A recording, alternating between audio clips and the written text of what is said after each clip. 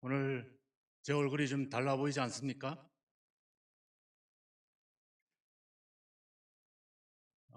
이발을 새로 해서 그런 게 아니라 마음이 좀 달라진 것 같아서 그렇습니다.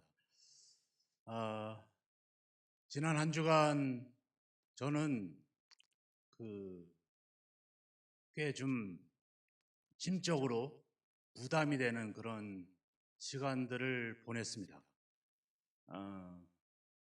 목사가 믿음도 좋고, 목사가 뭔가 희망적이고, 목사가 뭔가 안 돼도 될 것처럼 그렇게 얘기를 해줘야 되는데, 이런 이야기들을 나눈다는 건 쉽진 않지만, 그래도 지난 한 주간 저의 어떤 마음에 대한 그런 이야기들을 좀 나누면 좋겠다, 그런 생각이 있었습니다. 제가 이제 암 수술을 받고 이제 치료를 다 마치고 이제 6개월이 지나서 이제 지난주에 지지난주죠, 검사를 다 마치고 이제 다음 주에 주치의를 만나는 그런 시간이 있었습니다. 내내 걱정이 됐어요. 왜냐하면은 하나님이 어떻게 보면 죽음 가운데 저를 살려주셨는데도 불구하고, 그럼에도 불구하고 저를 치료를 담당하고 있는 주치의께서 이것은 반드시 재발을 하기 때문에 큰 기대를 하지 마라라고 하는 나름대로의 이미 그런 선고가 작년에 있었기 때문에 그래서 그거에 대한 염려들이 저를 많이 좀 주눅들게 만들었습니다. 수술도 잘 되고 경과도 좋았고 치료도 다 끝냈지만 그 이후에 어떤 변화가 일어날까? 왜냐하면은 제가 뭐 평안하고 건강한 가운데 그 시간을 보낸 게 아니라 여전히 수술한 부위가 아프고 여전히 예배 때나 뭔가 좀 더 피곤해지면 몸이 경직이 되고 여러 가지 증상들이 남아 있었기 때문에 그로 인해서 재발되지는 않았을까 하는 그런 염려들이 저 안에 있었죠.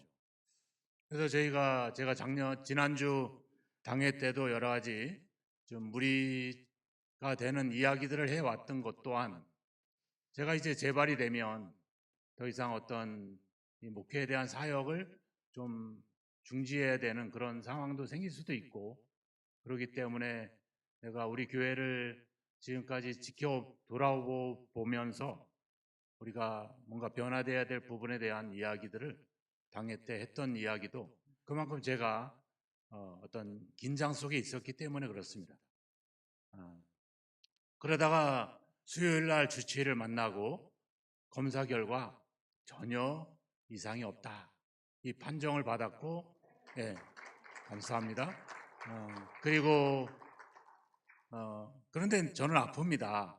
여전히 몸이 긴장이 되고 그렇습니다 했더니 그건 심리적인 거 없고 검사상 전혀 이상이 없으니까 내년에 만납시다 이렇게 하고 이제 그 이야기를 듣고 나왔더니 이제 긴장이 풀리고 그 속에서 감사가 나왔습니다.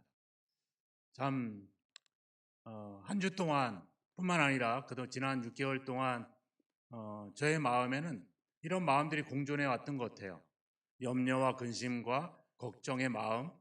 그럼에도 불구하고 하나님이 뭔가 계획하시고 준비하신 일이 있기 때문에 그 일을 위해서 하나님이 계속 나를 붙들고 계실 거다 하는 이 마음. 그런데 정작 저의 마음은, 그래서 하나님이 붙드신다고 하면 우리의 마음이 어떻겠어요? 기쁘고 감사하고 즐겁겠죠.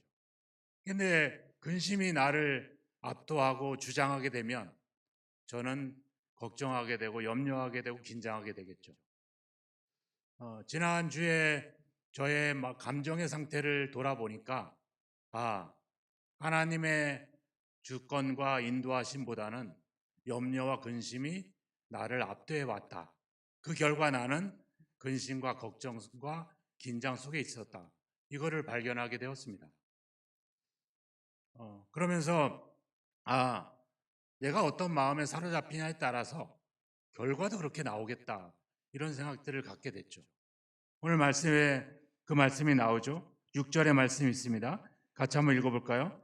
그러므로 너희가 이제 여러 가지 시험으로 말미암아 잠깐 근심하게 되지 않을 수 없으나 오히려 크게 기뻐하는 도다. 그러니까 근심하는 마음과 기뻐하는 마음이 우리들 속에 존재한다는 겁니다. 왜냐하면 우리는 믿음을 갖고 있기 때문에, 하나님에 대한 믿음이 있기 때문에 이 두 가지 마음이 특별히 믿지 않는 사람들보다는 우리에게 더 공존하게 되게 되죠. 하지만은 우리가 기뻐할 수 있는 이유는 뭐겠습니까? 하나님 때문에 그런 거죠. 근심하게 되는 이유는 뭘까요? 지금 내가 처해 있는 상황 때문에 그런 것이죠.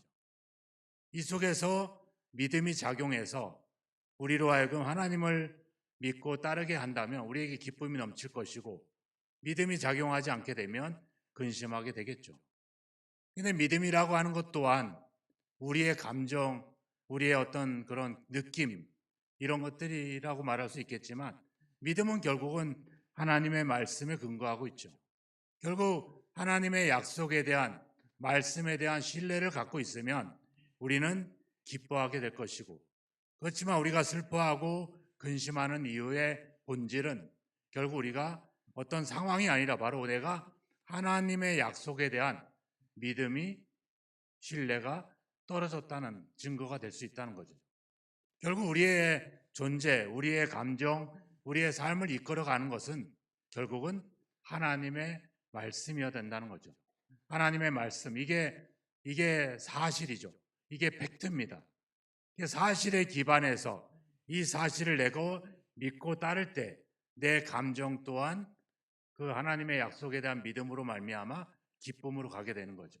하나님의 약속에 대한 이 본질에 대한 것이 흐려지게 되고 신뢰가 떨어지게 되면 여전히 우리는 그런 근심의 감정 속에 사로잡히게 됩니다. 그러니까 우리에게 중요한 것은 내 감정, 내 믿음이 아니라는 거예요. 중요한 건 뭡니까? 하나님의 약속이죠. 하나님의 말씀입니다. 그 말씀에 대한 신뢰를 가질 때 우리의 믿음도 오늘 말씀처럼 여러 가지 시험이 있지만 근심하지 않고 기뻐할 수 있다, 이렇게 말할 수 있는 거죠. 우리 그리스도인들은 이런 상황에 따라서 늘 이런 감정들이 계속 겹치게 됩니다. 고린도 후서 4장 8절에 말씀이 있습니다. 이 말씀을 같이 한번 읽어보도록 하겠습니다. 우리가 사방으로 우겨쌈을 당하여도 쌓이지 아니하며 답답한 일을 당하여도 낙심하지 아니하며 박해를 받아도 버림받지 아니하며 거꾸로 뜨림을 당하여도 망하지 아니하고 우리가 항상 예수의 죽음을 몸에 짊어짐은 예수의 생명이 또한 우리 몸에 나타나게 하려 함이라. 말씀해 보면 우겨쌈을 당한다, 답답한 일을 당한다, 또 박해를 받는다, 거꾸로 트림을 받는다, 이런 어떤 우리의 상황과 감정이 있는 반면에 또한 그럼에도 불구하고 우리가 쌓이지 않고, 그리고 낙심하지 않고, 버림받지 않고, 이런 것들이 우리들 속에 항상 늘 같이 경험되고 있다는 겁니다. 하지만 우리가 하나님의 약속에 대한 믿음을 견고하게 가지게 될 때 우리는 그런 것에 압도당하지 않게 되고 우리는 계속 크게 기뻐할 수 있다, 이렇게 말하고 있는 것이죠. 여기서 오늘 본문에 보니까 여러 가지 시험이다, 이렇게 말하고 있어요. 여러 가지 시험이 어떤 시험일까요? 건강이 또 사고를 당하고 경제적인 어려움을 당하고 이런 것뿐만 아니라 잘 되고 형통하고 내가 기도한 대로 모든 것이 응답받고, 이 모든 것들이 다 포함이라고 하는 겁니다. 좋은 일, 나쁜 일, 굳은 일, 그리고 기쁜 일, 모든 일들이 다 우리 가운데 있다는 겁니다. 그래서 여기서 여러 가지라고 하는 이 헬라어 표현은 다채롭다, 다양하다, 이런 거예요. 하나님의 은혜가 다양하게 임합니다. 제가 암에 걸리고 치료를 마치고 건강해진 것에 대해서 지지난주에 신학대학에서 세미나를 할 때 총장님과 교수님에게도 짧은 시간 동안 잠깐 간증을 했습니다. 그랬더니 목사님의 그 경험이 자기들에게 되게 은혜가 됐다. 언제가 기회가 되면 우리 학생들에게도 좀 이야기를 해주면 좋겠다, 이랬어요. 그래서 제가 그런 얘기했습니다. 아닙니다. 이거는 저에게 임한 하나님의 어떤 특별한 그런 은혜입니다. 저의 주관적인 경험을 다른 사람들에게 객관적으로 전해서 이것이 마치 당신들도 그렇게 될 거다라든지 아니면 이런 식으로 객관화하는 것은 좀 위험합니다. 그래서 저는 그저 저에 대한 하나님의 은혜로만 간직하는 것이 좋겠습니다.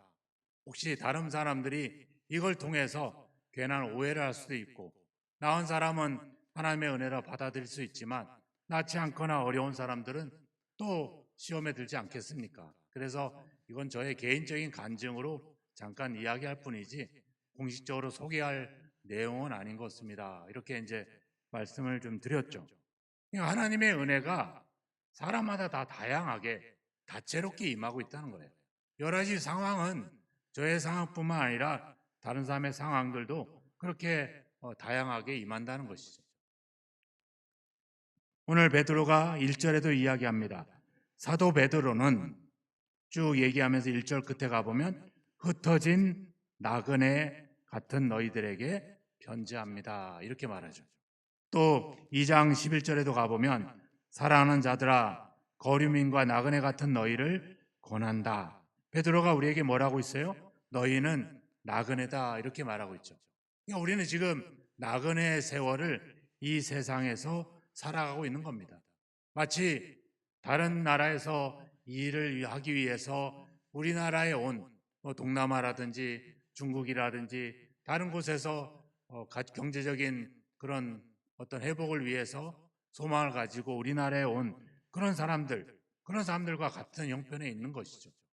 우리가 그런 사람들을 대할 때 외국인이나 나그네를 대할 때 어떻게 대했습니까? 우리와 문화가 다르고 생김새가 다르고 뭔가 차이가 있기 때문에 그 차이를 싫어하고 때로는 혐오하기도 하고 때로는 폭력적으로 그렇게 억압하기도 했었죠. 우리나라도 그런 일들을 예전부터 당해왔습니다. 그리스도인이 세상에 살면서 그리스도인답게 살려고 할 때 그런 일들을 당하는 것은 당연한 겁니다. 왜 우리는 이 땅에서 주인이 아니라 나그네로 살아가고 있고 때로는 이런 외국인처럼 우리는 살아가는 입장에 있기 때문에 우리는 세상으로부터 많은 다채로운 그런 상황을 접할 수 있다라고 하는 사실입니다. 디모데후서 3장 12절에 가보면 그리스도 안에서 경건하게 살고자 하는 자는 박해를 받을 것이다 이렇게 말하고 있어요.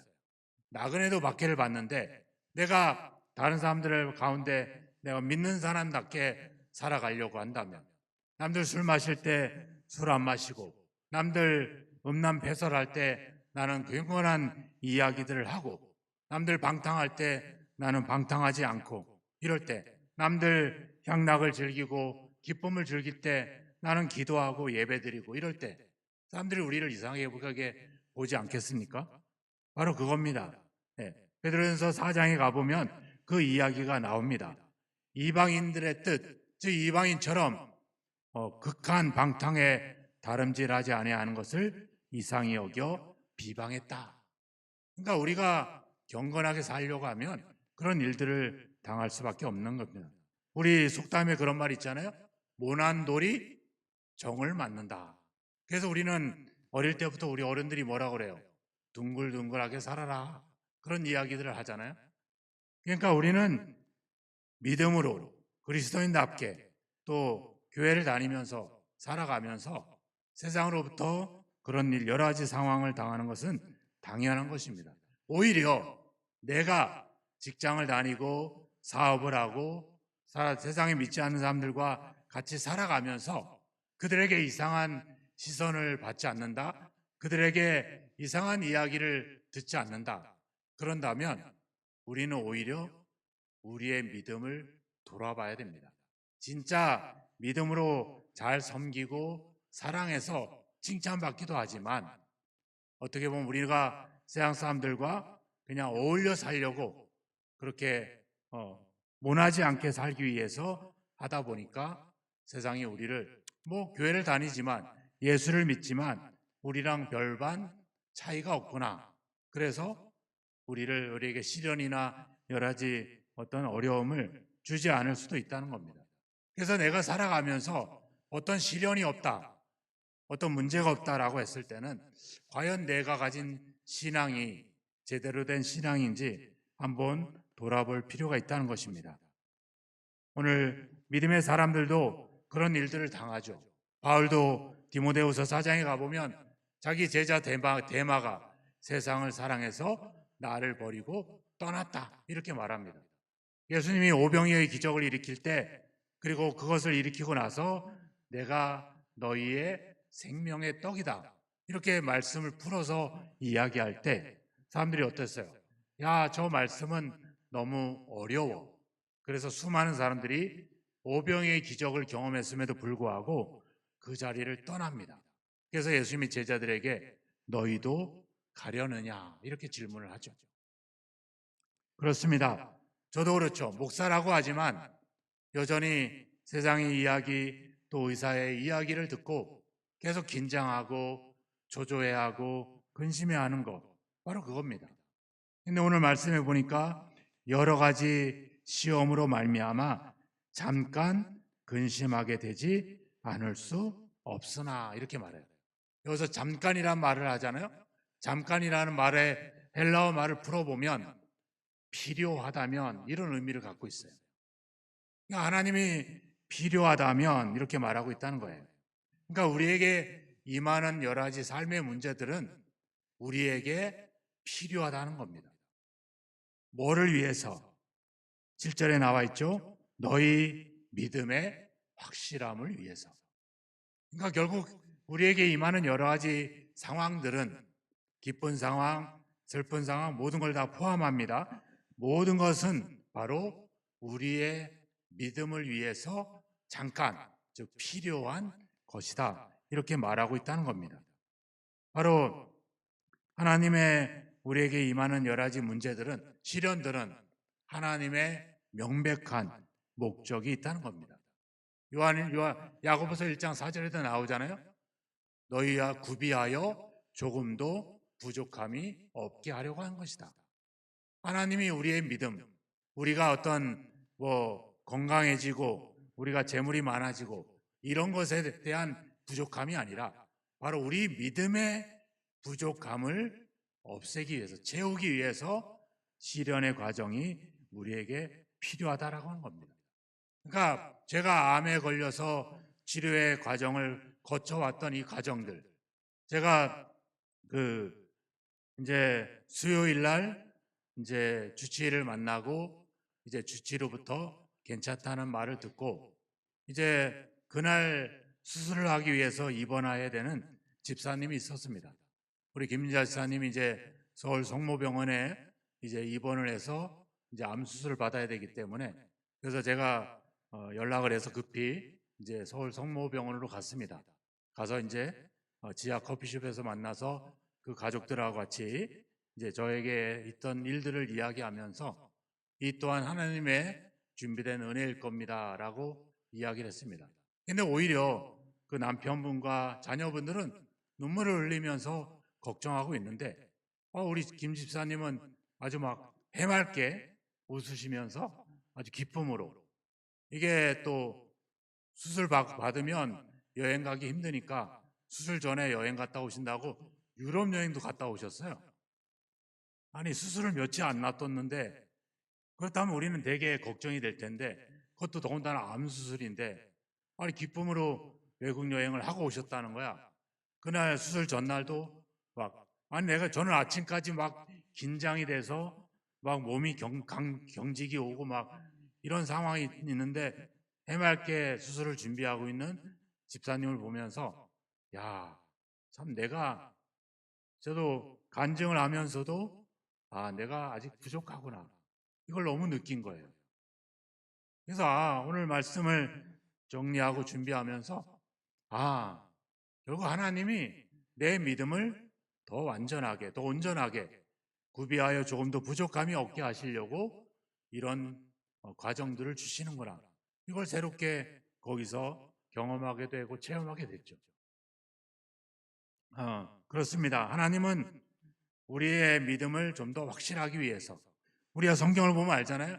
요셉이나 다윗이나 그리고 바울이나 얼마나 많은 시련과 많은 문제, 어려움들을 그런 상황들을 겪었습니까? 근데 어때요? 하나님이 그들의 믿음뿐만 아니라 그들을 통해서 어떤 일들을 하기 위해서 준비시키고 있는 거죠. 그러니까 우리가 당하는 여러 가지 상황들, 그 상황이 뭐 질병과 건강이나 이런 사고의 문제뿐만 아니라 교회 안에서도 그런 일들이 생길 수 있잖아요. 다른 사람들이 나를 속상하게 만들거나 또 억울하게 생각되는 여러 가지 상황들, 그런 많은 상황들이 있죠. 그런 상황들이 그냥 그 상황에 절망하고 불평하고 원망할 게 아니라, 하나님이 내 믿음의 확실함을 위해서, 또 하나님의 특별한 일들을 위해서 나를 이렇게 준비시키고 하는구나. 이런 것을 우리가 그 하나님의 약속에 의지해서 믿어갈 때 우리는 그 상황이 오히려 기쁨으로 가게 되는 것이죠. 오늘 여기 말씀처럼 그럼에도 불구하고 오히려 크게 기뻐하는도다, 이렇게 되는 겁니다. 하지만 그 상황을 하나님의 약속에 대한 믿음으로 가져가지 않으면 불평하게 되고 불만하게 되고 결국 어때요? 그런 일들이 생길 수밖에 없습니다. 여기 보면 근심하게 되지 않을 수 없으나, 우리가 근심이라고 하는 게 뭐예요? 몹시 슬퍼하고 몹시 걱정한다는 뜻이잖아요. 그럼 내가 걱정하고 염려하고 슬퍼해 보세요. 결과가 어떨까요? 그 결과가 나옵니다. 그래서 우리는 불행하게 될 수밖에 없죠. 근데 그 감정이나 믿음이 아니라 하나님의 약속을 바라보게 되면, 오늘도 이 말씀이 우리에게 약속이 될 수 있죠. 여러 가지 시험을 말미암아 근심하게 되지 않을 수 없으나 오히려 크게 기뻐하는도다. 하나님 오늘 베드로를 통해서 저에게 약속하지 않으셨습니까? 저는 이 약속을 믿고 기뻐할 것입니다. 이렇게 우리는 고백할 수 있겠죠. 우리의 감정이나 우리 믿음이 아니라 이 하나님의 약속, 이 팩트, 이 사실이 있기 때문에, 그렇기 때문에 우리는 흔들리지 않을 수가 있다는 겁니다. 바로 이것이 우리에게 필요하기 때문에 하나님이 우리에게 주시는 겁니다.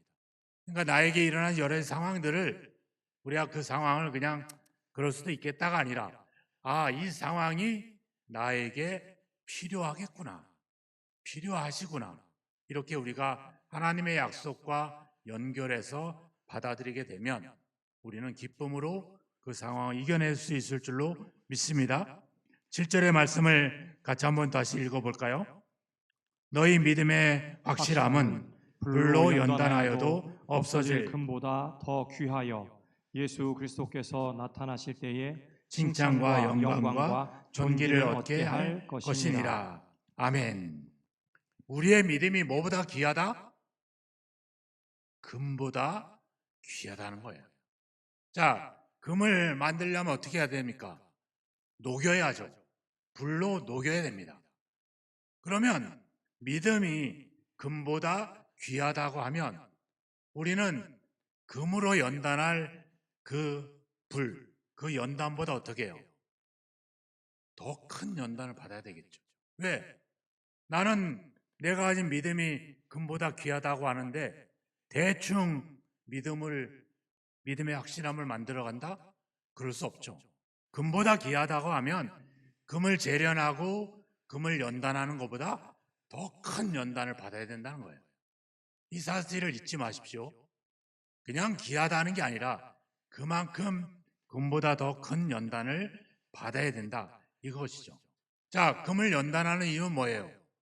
불순물을 제거하기 위한 겁니다.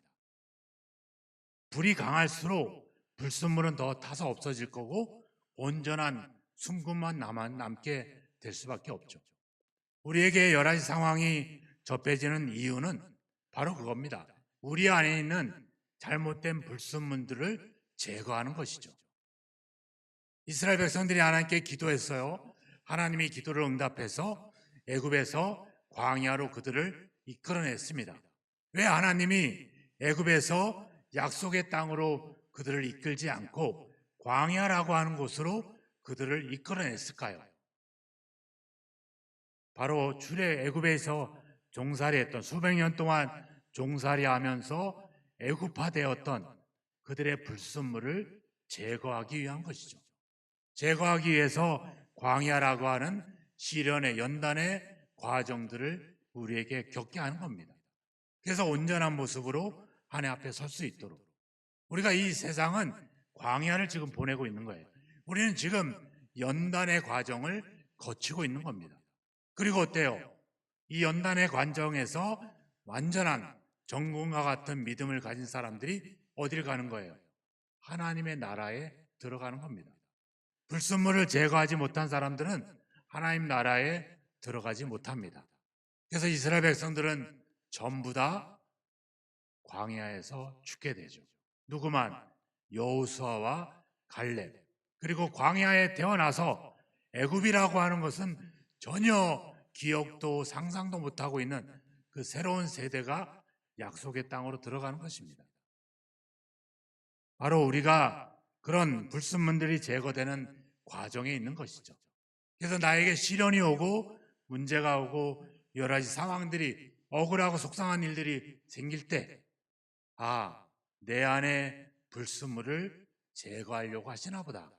그래서 나로 하여금 온전한 믿음을 갖도록 하기 위함이시구나. 이렇게 믿음으로 받아들이시기를 주의 이름으로 축원합니다.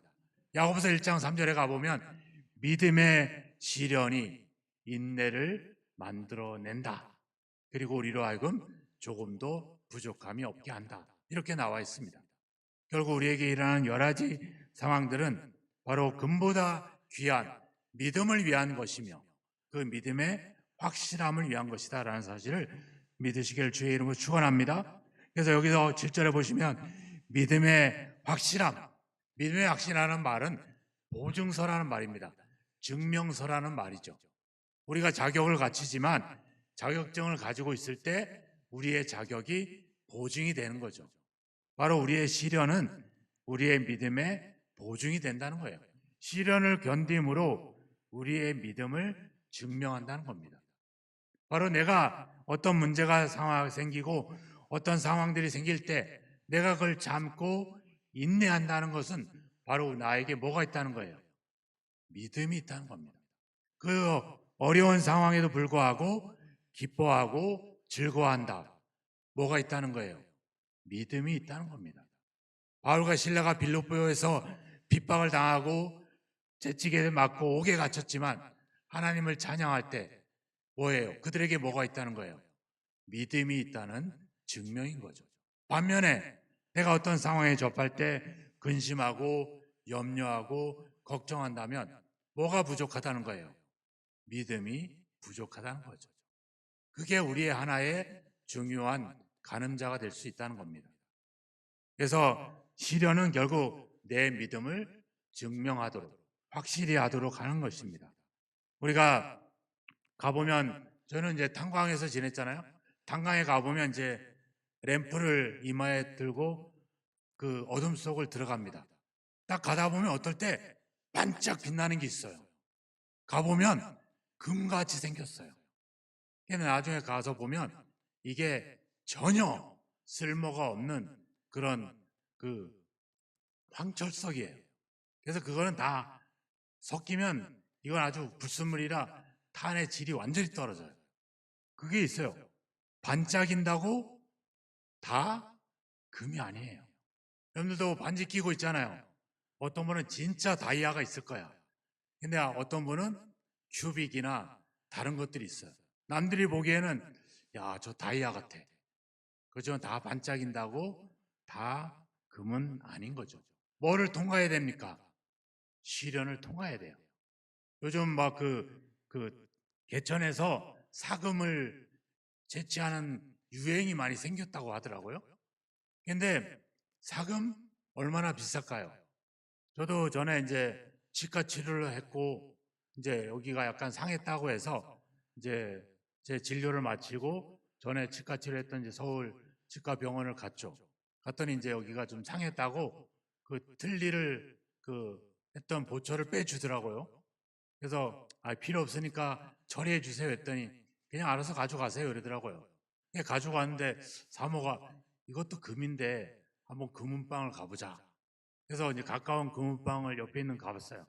이게 금리인데 이것도 가격을 쳐주나요? 되게 작아요.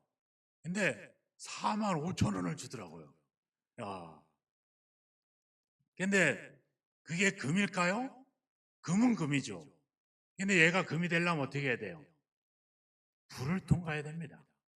시련을 통과해야 돼요. 반짝이고 금같이 생겼지만 시련을 통과해야 진정한 정금이 되는 거죠.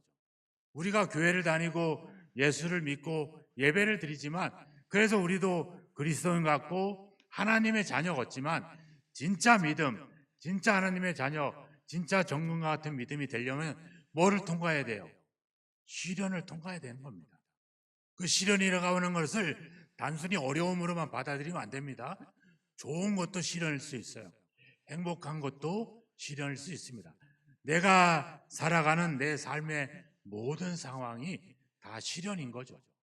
그 속에서 감정에 휩싸이지 않고 하나님의 약속을 붙잡고 기쁨으로 살아가는, 그것을 참고 인내하는 것, 그겁니다. 다 떨어져 나가도 굳게 서 있을 때, 우리가 그렇잖아요. 우리가 신갈교회가 70년 넘는 세월 동안 얼마나 많은 일들을 겪어오고 경험해 왔습니까? 그렇지만 흔들리지 않고 바위처럼 이렇게 여러분처럼 굳건히 서 있으면 그게 바로 믿음인 거죠. 흔들려서 떨어져 나가게 되면 바로 그것은 문제가 있다라고 하는 겁니다. 베드로전서 야고보서 1장 12절의 말씀이 있습니다. 한번 같이 읽어볼까요? 시험을 시험을 참는 자는 복이 있나니 이는 시련을 건디어 낸 자가 주께서 자기를 사랑한 자들에게 약속하신 생명의 면류관을 얻을 것이기 때문이라. 뭐를 견디어낸 자? 시련을 견디어낸 자, 시험을 참는 자, 그런 사람들이 생명의 면류관을 얻은 겁니다. 왜요? 불순물들이 다 제거되고 정금과 같은 믿음이 되었기 때문에 그런 것이죠. 네. 그래서 우리가 여러 가지 시험을 당해서 오늘 말씀하잖아요. 잠깐 근심하지 않을 수 없으나, 근심이 되죠. 눈물이 납니다. 눈물을 흘릴 수도 있습니다. 하지만 괜찮습니다. 왜? 나에게 필요한 과정이기 때문에, 하나님이 내 믿음의 확실함을 위해서 주시는 은혜이기 때문에 그렇습니다. 이 사실을 놓치지 않기를 주님의 이름으로 축원합니다. 하나님이 내 눈물을 씻어줄 것이다. 요한계시록 7장에 나와 있잖아요. 그들의 눈에서 모든 눈물을 씻어 주실 것이다. 하나님이 있고 하나님이 나에게 주신, 우리에게 주신 말씀, 약속이 있지 않습니까? 이걸 붙잡고 시련과 어떤 상황에도 흔들리지 않기를 주님의 이름으로 축원합니다. 오늘 이 말씀을 메시지 성경을 통해서 다시 한번 읽어봤으면 좋겠습니다. 말씀을 읽고 말씀을 끝내겠습니다. 같이 한번 야고보서 1장의 말씀을 먼저 읽어보도록 하겠습니다. 시험과 도전이 사방에서 닥쳐올 때 그것을 더할 나위 없는 선물로 여기십시오. 시련을 겪을수록 여러분들의 믿음의 생활은 훤히 그 실체가 드러날 것입니다. 그러니 성급하게 시련을 벗어나려고 하지 마십시오. 시련을 충분히 참고 견디십시오. 그러면 여러분은 성숙하고 잘 다듬어진 사람, 어느 모로나 부족함이 없는 사람이 될 것입니다. 여러분이 무엇을 어떻게 해야 할지 모르겠거든 아버지께 기도하십시오. 그분은 기꺼이 도와주시는 분이십니다. 망설이지 말고 믿음을 가지고 담대히 구하십시오. 그 다음은 베드로의 이야기입니다. 같이 한번 읽겠습니다. 나는 이것으로 말미암아 여러분이 얼마나 기뻐할지 알고 있습니다. 얼마 동안은 여러분이 온갖 힘든 일을 참고 견뎌야 하겠지만 말입니다. 순금은 불속을 통과해야 순금인 것이 입증됩니다. 참된 믿음도 시련을 겪고 나와야 참된 믿음인 것이 입증됩니다.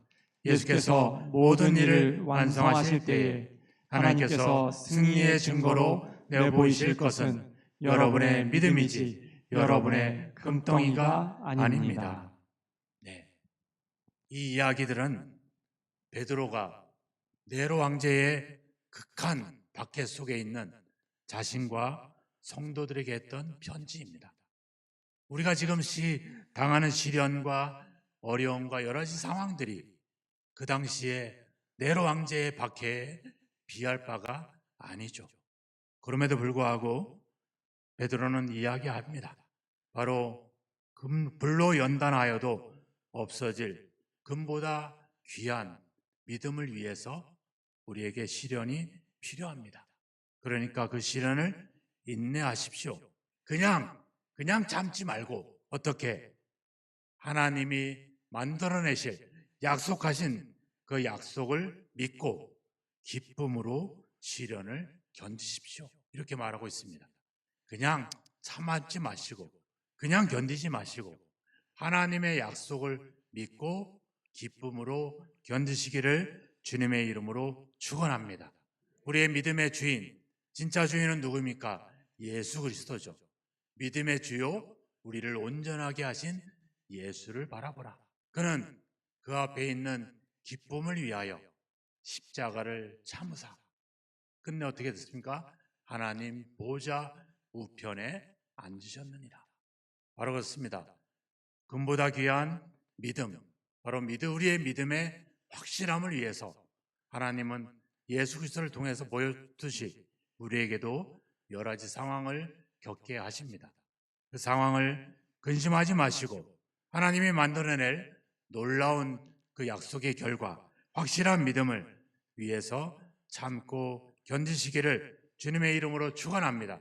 다만 그냥 막연하게 참지 마시고 기쁨으로, 왜? 하나님의 약속이 있으니까.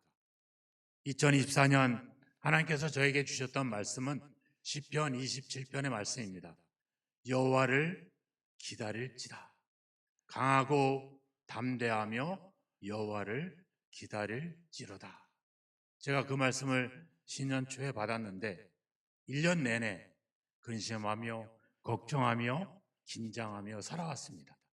오늘 이 말씀 앞에 제가 얼마나 부끄러운지를 참 고백하게 됩니다.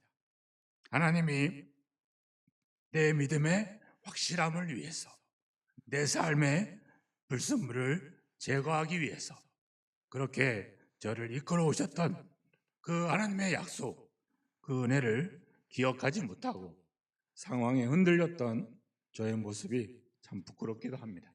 여러분들은 절대 흔들리지 마시고 하나님이 여러분들의 믿음의 확실함을 위해서 여러분들이 처하게 하시는 그 상황 속에서 근심하지 마시고 하나님이 약속하신 것을 이루실 그 은혜를 기억하며 그 결과를 기대하며 기쁨으로 참고 인내하시는, 그래서 마침내 하나님 보좌 우편에 앉으시는 저와 여러분이 되기를 주님의 이름으로 축원합니다.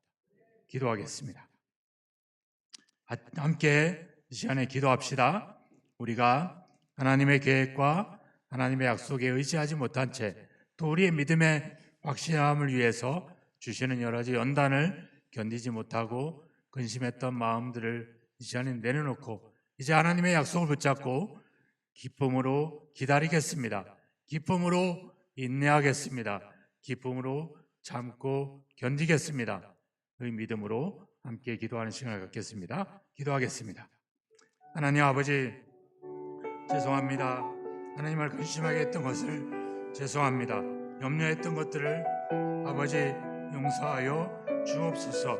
하나님의 놀라운 은혜, 그로 말미암아 저에게 임했던 믿음의 확실함을 의심했던, 또 아버지 걱정했던 내 연약함을 고백합니다.